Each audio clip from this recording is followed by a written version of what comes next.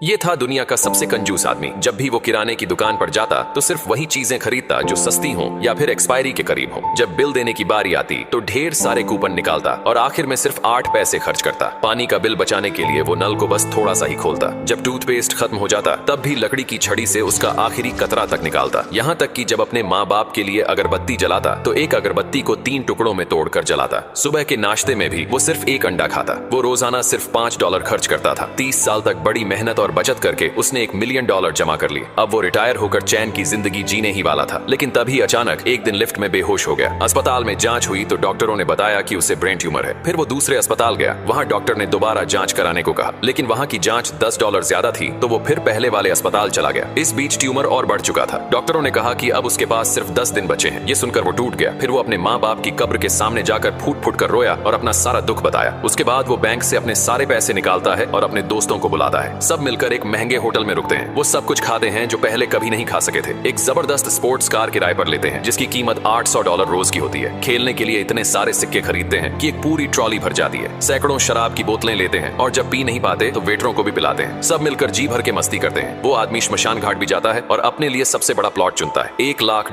के नकली नोट खरीदता है जो मरने के बाद जलाए जाते हैं। वो मरने वालों वाला मेकअप भी करवाता है ताकि सब कुछ पहले से तय रहे। आखिरी दिन वो अपने घर लौटता है। वहां रखी हुई एक एक्सपायरी हो चुकी सॉसेज खाता है और थोड़ी ही देर में बेहोश हो जाता है। उसके दोस्त उसे फौरन अस्पताल ले जाते हैं। जब वो होश में आता है तो डॉक्टर बताते हैं कि उसकी रिपोर्ट गलत थी। उसे ब्रेन ट्यूमर था ही नहीं। असल में उसे फूड पॉइजनिंग हुई थी क्योंकि उसने सड़ी हुई चीज खा ली थी। ये सुनते ही वो जोर जोर से रोने लगता है क्योंकि उसने अपनी पूरी जिंदगी की कमाई कुछ ही दिनों में उड़ा दी थी।